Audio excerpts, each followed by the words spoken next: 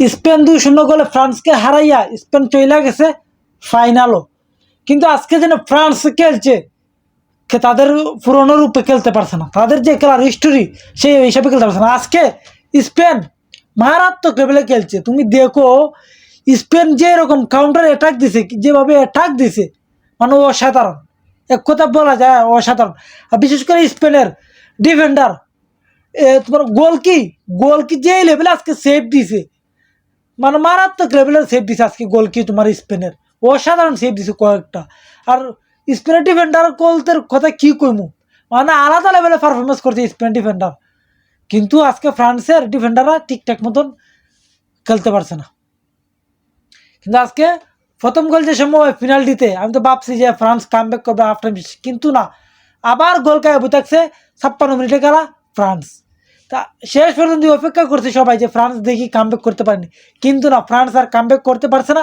2026 world cup থেকে বিদায় নিয়ে এনেছে ফ্রান্স। যেই লেভেলে তারা খেললে আইছে প্রত্যেকটা ম্যাচও, সেই লেভেলে আজকে কোনো খেলতে পারছে না।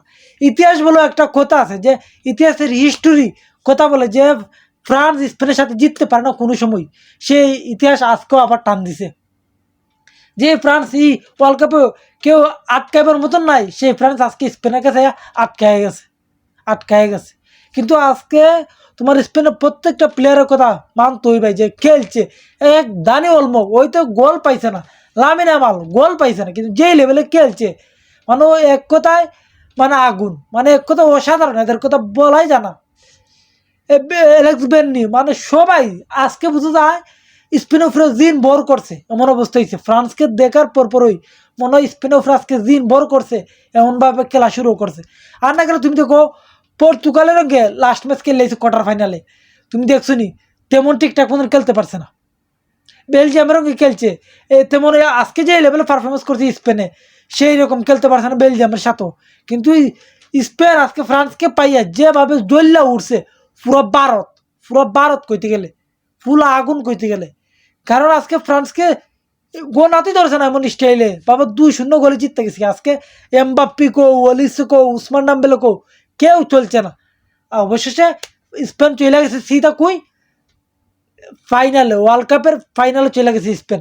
কিন্তু স্পেন যাওয়ার কথা আজকে যে হিসাবে খেলছে, আজকে খেলা হিসাবে স্পেন যাওয়ার কথা, কিন্তু ফ্রান্স তাদের যেভাবে খেললে আইছে প্রত্যেকটা ম্যাচ, আজকে সেইভাবে খেলতে পারছে না। ফ্রান্স আজকে সেমিফাইনাল থেকে ওয়ার্ল্ড কাপ থেকে বিদায় নিয়ে গেছে এমবাপ্পির টিম।